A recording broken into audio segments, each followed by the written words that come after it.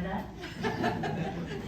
Good morning, welcome to the Chautauqua Women's Club. My name is Stacy Schlosser. I am the chair of programs here at the Chautauqua Women's Club. Can I just ask from this large audience, who has never been to the Women's Club before? Fabulous. Welcome. I just want to tell you, I don't want to do a huge sales pitch, but I do really want you to know about what the Women's Club does and how impactful we are in Chautauqua. So one of the things we do is programs like this. On Tuesday mornings at 9:15, we have Chautauqua Speaks, and we bring to you Chautauquans who have something special to share with you. On Thursday morning, we have Chautauqua in Depth, which takes a hop or a amp speaker and gives you a chance to speak with them in depth, Chautauqua in Depth. It's different than the Chautauqua Dialogues, because you're actually dialoguing with the speaker, not with each and with each other, but not exclusively with each other. And on Saturdays at 3 o'clock, we have our Contemporary Issues Forum in the Hall of Philosophy, which brings you a national name on a contemporary issue. So we do add a good deal of quality programming to Chautauqua. We also have Mahjong on Monday and Friday. We have Duplicate Bridge on Tuesday. We have Language Hour on Wednesday. We have Artists at the Market, which help raise money for scholarships. We have the Flea Boutique, which is a Chautauqua favorite for everybody. And we have social events, and I just want to highlight that tonight and tomorrow night, we have a really, really special program. It's wine and hors d'oeuvres, and then a musical. He's a musician, but also almost like a music historian, and he's going to present programs tonight on Dolly Parton and tomorrow night on Aretha Franklin. And we do have tickets left, right? Yes. We have tickets left, and I highly encourage you. This man is really, really talented. He's a big name. We've brought him here, and we'd love to have you experience what he's going to share with us. We also, as a women's club, offer opportunities for women in leadership. We offer a place for people to make friends and connect to the Chautauqua community, and we give money for scholarships. Yesterday, we presented a $65,000 check for scholarships this year for the students in the fine and performing arts. Wow.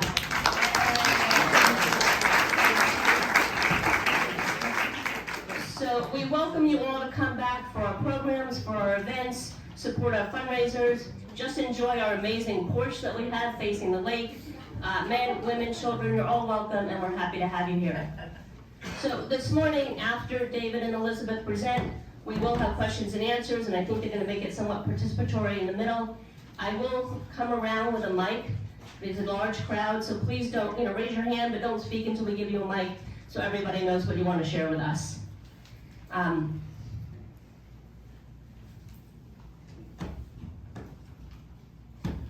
So, I don't want to go into David Posner and Elizabeth Hather's credentials, because they're not presenting as professionals in their fields today. They're presenting as community members of something that they have found to be as special as we find Chautauqua. It's a community, it's a place, it's an idea, it's a happening, and I'm going to let you hear from them about why they thought it was important to share it with us. I know for me, I heard about Burning Man once and didn't know anything about it, and of course I had to Google it before I agreed to have them speak here, and so I've learned a lot more, and it's fascinating, and I just really want to give them the chance to share it with you. They are Chautauquans, they have something special, and they're going to share it with you, and we thank them.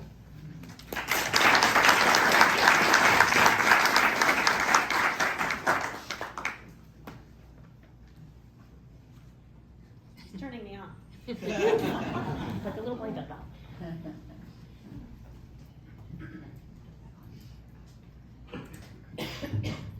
All right. Hey everybody, this is a nice crowd, thanks for being here. Just to quickly introduce myself, my name is David Posner. I'm a third generation lifelong Chautauquan. Grew up coming here every summer, went to club, worked in the arts department as learning to throw pottery and stuff. So I'd say Chautauqua is kind of part of my introduction to what would later become a real passion in the arts. Professionally, I'm a financial advisor. Work in activist politics. I was a founder of an organization called One Virginia 2021, and we successfully amended the state constitution to disallow political gerrymandering in Virginia.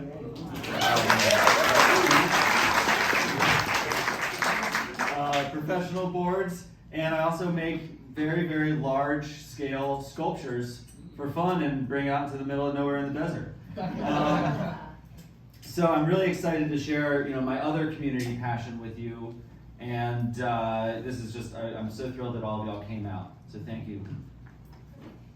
Hi, I'm Elizabeth Hazard, and I'm going to share my Burning Man in Chautauqua resume. I never thought I'd say that. But I probably don't look like what you would envision for a Burning Man attendee. People think of Burning Man as sort of sex, drugs, rock and roll sort of thing. But it's not.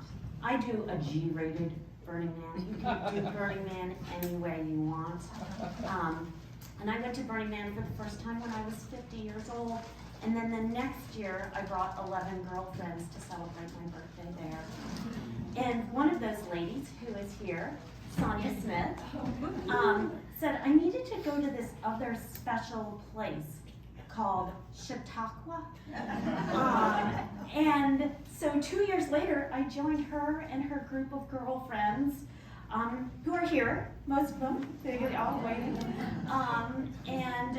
We come here each year now. And these two places are my two favorite communities of any place. And just to clarify, going to Burning Man is a little like going to New York City. You pick and choose where, how, and what you do when you're there. And you can go to the Metropolitan Museum and spend all day there. You can go to Brooklyn. You can go to, find whatever you want to find in New York City. So Burning Man is similar. And I go to see the over 400 pieces of art, to attend the events, and for the joyful community. And all of those reasons are the same reasons that I come to Chautauqua. So I want you all to picture a place with me. It's a gated community where people from all over walks of life come to participate in the summer festival. A place where you have to buy a ticket to be admitted, but that ticket comes with access to not only world-class community, but art,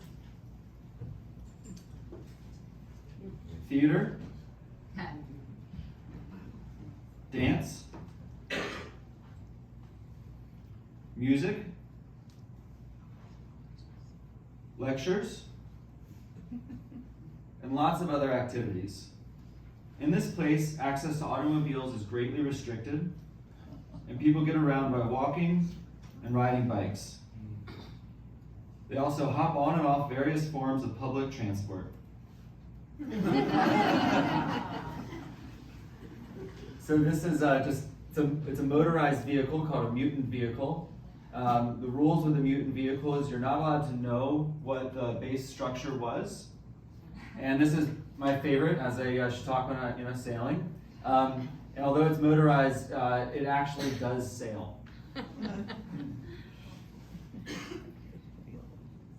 Now this community is really hard to access. It's being in the middle of nowhere, as some might say, but once you arrive, it feels like home.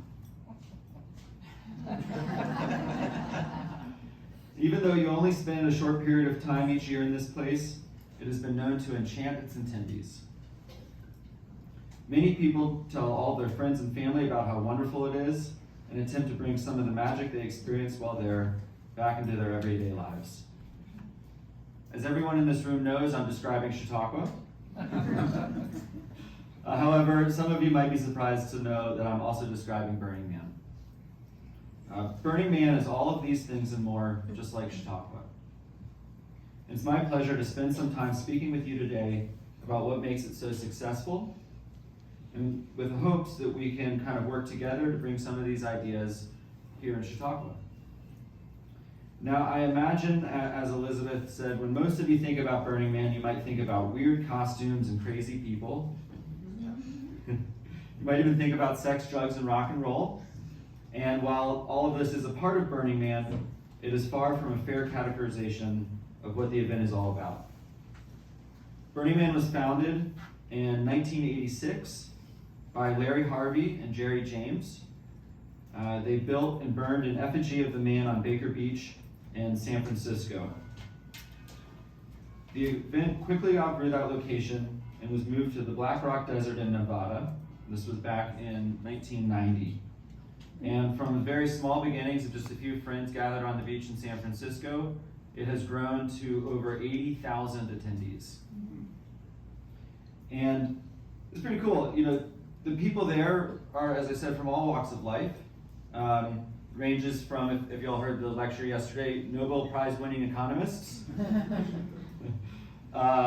artists, politicians, business tycoons, thought leaders, celebrities, professional athletes. It really is people from all ages and from all over the world. We got our nice diverse stock photo. And it's now grown to become, it's actually the single largest federal permit. The location where Burning Man happens is BLM land. And with that comes, you know, all of the regulations of the federal government. So there are police and fire and rescue and insurance. And, you know, I think one of the other things that people think about Burning Man is a free-for-all. And it really isn't. It's a very purpose-built community, you know, with everything that you might find in Chautauqua or any other city in the world. It also encompasses over 120 smaller events called regionals or regional burns, and these events happen in over 32 countries. Think, you know, old school Chautauqua with the satellite Chautauquas, just on a much, much bigger scale. And there are also all these other outshoots. The two most notable are what's known as Burners Without Borders, which is a disaster relief organization founded from Hurricane, I'm having a brain fart. Katrina, yes, thank you. Katrina happened while Burning Man was ongoing, and people took their supplies from the playa, brought it down to that region to assist, and it's now grown to a massive disaster relief organization. And there's also the Zendo Project, which is a free mental health program that sets up at lots of other festivals and events. Again, kind of taking the skills that people have learned at Burning Man. Burning Man is tough, people sometimes lose their minds, and applying that to help in other events and festivals. The glue that binds all of this together, however, is what's called the 10 principles of Burning Man.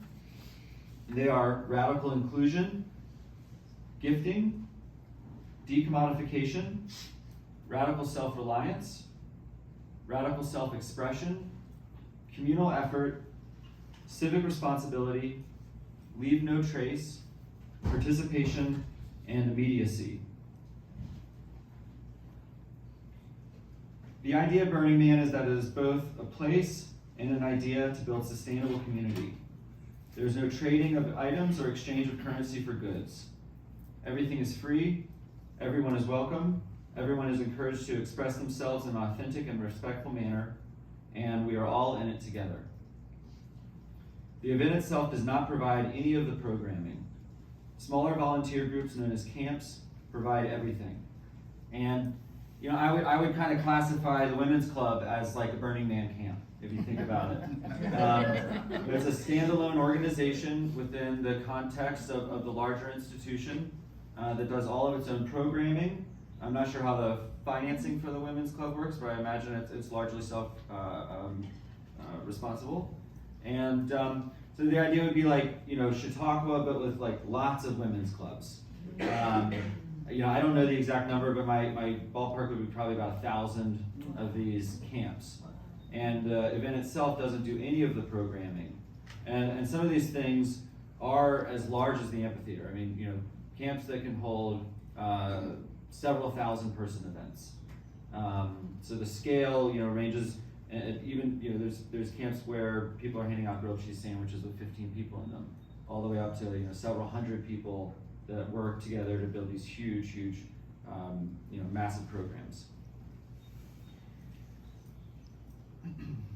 And I've got a little,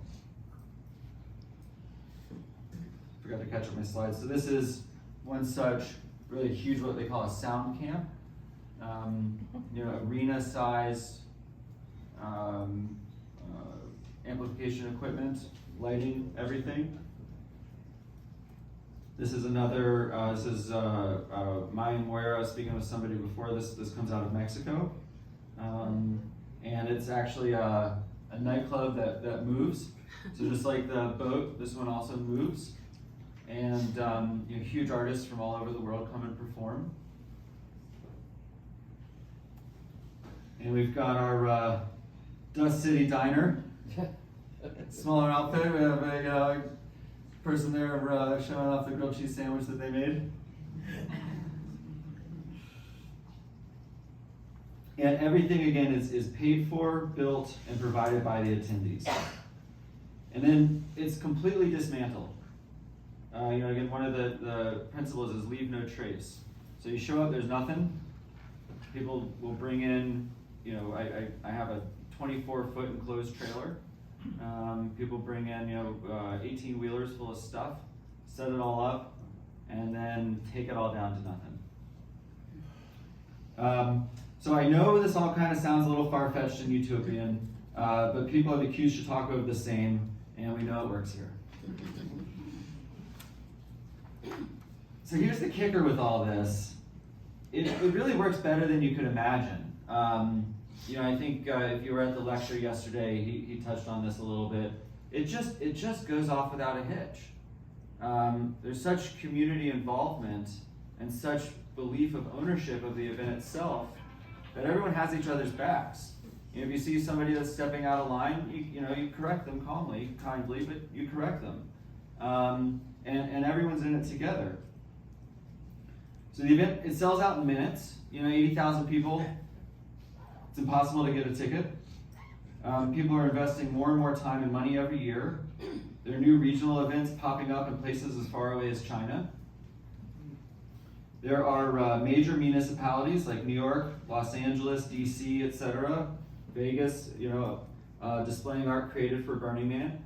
I believe the most successful exhibit at the Hirshhorn in its history was a Burning Man exhibit. So it's a big deal. And people like Elon Musk, Jeff Bezos, Larry Page, etc. attend. And the art is getting bigger, more technical, and more advanced every year. This is a 45-foot statue called Our Evolution. The spectacular stuff. And the reason why it really isn't a secret, it's because instead of attending, you participate. And so people have this ownership. They really, everyone's in it together. We all want to work to make it better because we all care about it, and it's all a part of us. So now Elizabeth is going to spend a little time here kind of talking about exactly what that means. And we're also going to ask everyone to break into groups to brainstorm ways that everyone here as Chautauquans can help foster some more of that participation ethos into the spirit of this wonderful community. Thank you.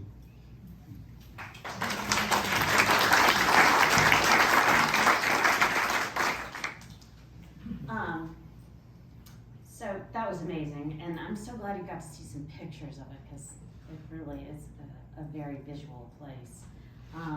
But many of you may think Burning Man's a completely different universe than Chautauqua. But when you look at a Venn diagram, here's my PowerPoint presentation. You might notice that we're of different generations. But when you look at the Venn diagram, there's a lot of overlap between Chautauqua and Burning Man, and we're going to talk about that. Okay, next slide. No, Can you speak louder? Oh, sure, I can do that. We can also learn how Burning Man intentionally empowers attendees to jump in and participate, to build, energize, surprise, delight, teach, provide ownership, intellectual curiosity, and create a more vital and loving place. All these things build a stronger community by offering space and support, but not programming. Each of you can name ways this is already happening at Chautauqua, but what further intentional steps can we take? That's what we'll discuss. It's not a secret that over the last couple of years, Chautauqua has had some financial issues. These concepts could actually be financially prudent to Chautauqua as well. They would energize and attract younger generations and update our market image. They could be the Chautauqua X factor. Everybody seems to put an X at the end of everything these days. CHQX. So what are the keys to the success of Burning Man? Another slide? No. Okay. I think there are 3 big things that are in the 10 principles. One is participation, and that's individual ownership. The second is community events, and that's really building a sense of community. And the third is gifting. Oh, here, there are 10 principles. Okay, there we go. The gifting is that element of surprise, of awe and delight that so excites people. So some elements are fun and silly, some are serious and powerful, others are hugely work intensive, and some may seem small and trivial, but in combination, they create a special place. The goal is to get Chautauqua attendees to more often step over the line from being spectators who sit and absorb to creators who participate. To do that, Nike says, just do it. To create, to build community, to be a place that encourages joy, curiosity, the element of surprise, and prioritizes giving back to the community. We'll have a brainstorming, but let me give you some examples from Burning Man to get your brain synapses firing. These are some examples at Burning Man that create magical moments and surprises for others. We'll start with small acts. For example, giving out ice cream when it's 105 degrees is really appreciated. Cool towels are something. I actually have 2 baskets. We're going to keep Chautauqua cool and hip, both. And so help yourself to one of these in the baskets afterwards. You dump them in water, put them around your neck. They're great. Maybe you give out a jar of homemade honey, just to each person that you have a really lovely conversation with. Or give out coffee to whoever walks by. You might hand some people a piece of wire and then challenge them to make a little sculpture that they'll bring back to their mother or friend, or it's just a little memento of Chautauqua. Or you might give them a postcard and say, write something about Burning Man and send it to a friend. Share your experience right now. Or you might set up a table and give advice or tell jokes to people. While some of these cost money, others don't. It's the thought and the interaction that really counts. The larger acts are amazing, and gifts, I would say. You might get a team to build a large sculpture, transport it thousands of miles, reassemble it in the desert to be admired by others, break it down, and bring it home, as David does. It's a huge gift and undertaking. Or you might host a TED Talk with whoever happens to be at Burning Man, or host a dance party, or share your talent or hobby with others. Serve pancake breakfast for whoever walks by. Have a flash mob event. Create a parade. Build a temple where people can leave a memorial to their loved ones. And at Burning Man, at the end of the event, it's burned. Have a costume party. Make art cars and offer rides to anyone. Have a theme day.